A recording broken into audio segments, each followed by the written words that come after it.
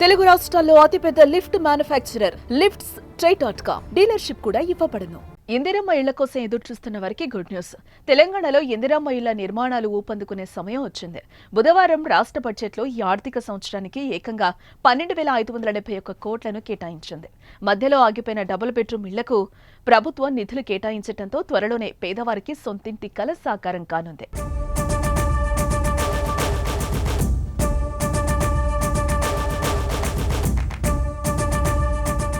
పేదలకు తమ సొంత ఇల్లు ఉండాలనే లక్ష్యంతో గత ఎన్నికల్లో ఇచ్చిన ఇందిరమ్మ ఇళ్ల పథకాన్ని వీలైనంత త్వరగా అందించాలని ప్రభుత్వం భావిస్తోంది.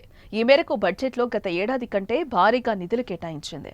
ఈ ఆర్థిక సంవత్సరానికి ఏకంగా 12,571 కోట్లను కేటాయిస్తున్నట్లు బడ్జెట్లో ప్రకటించారు.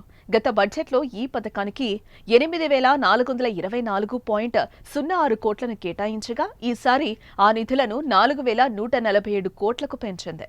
గత ప్రభుత్వం చేపట్టిన డబుల్ బెడ్రూమ్ నిర్మాణాలు మధ్యలో ఆగిపోగా వాటికి కూడా నిధులను కేటాయించింది.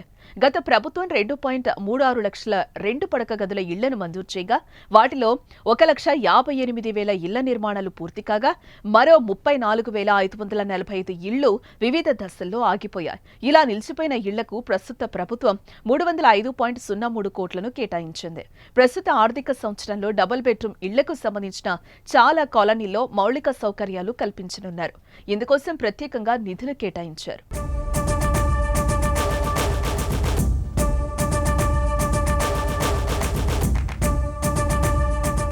ప్రజాపాలనలో వచ్చిన దరఖాస్తుల ఆధారంగా రాష్ట్ర ప్రభుత్వం ఇళ్లను కేటాయించనుంది. ఇప్పటి వరకు రాష్ట్రంలో 80.54 లక్షల దరఖాస్తులు రాగా అధికారులు వాటిని ఇందిరమ్మ ఇళ్ల యాప్తో సర్వే జరిపి L123 విభాగాలుగా వర్గీకరించారు. L1 కేటగిరీలో సొంత జాగా ఉండి ఇళ్లు లేని వాళ్లను చేర్చారు. L2 కేటగిరీ విషయానికొస్తే సొంత స్థలం లేకుండా ఇళ్లు లేని వారి జాబితా చేశారు. L3 కేటగిరీలో సొంత ఇల్లుండి ఇందిరమ్మ ఇంటి కోసం దరఖాస్తు చేసుకున్న వారిని చేర్చారు. ఏటా నియోజకవర్గానికి 3,500 ఇళ్ల చొప్పున రాష్ట్రంలో గరిష్టంగా 4,50,000 ఇళ్లను అందించేలా రేవంత్ సర్కార్ కసరత్తు చేస్తోంది. ఇందులో ఒక్కో ఇంటికి 5 లక్షల చొప్పున కేటాయిస్తోంది.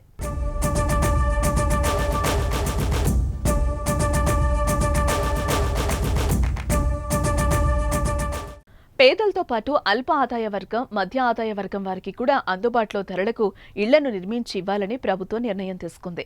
ORR, RRR మధ్య శాటిలైట్ టౌన్షిప్ల ఏర్పాటుకు ప్రభుత్వం అఫోర్డబుల్ హౌసింగ్ పాలసీని సైతం తీసుకురానుంది.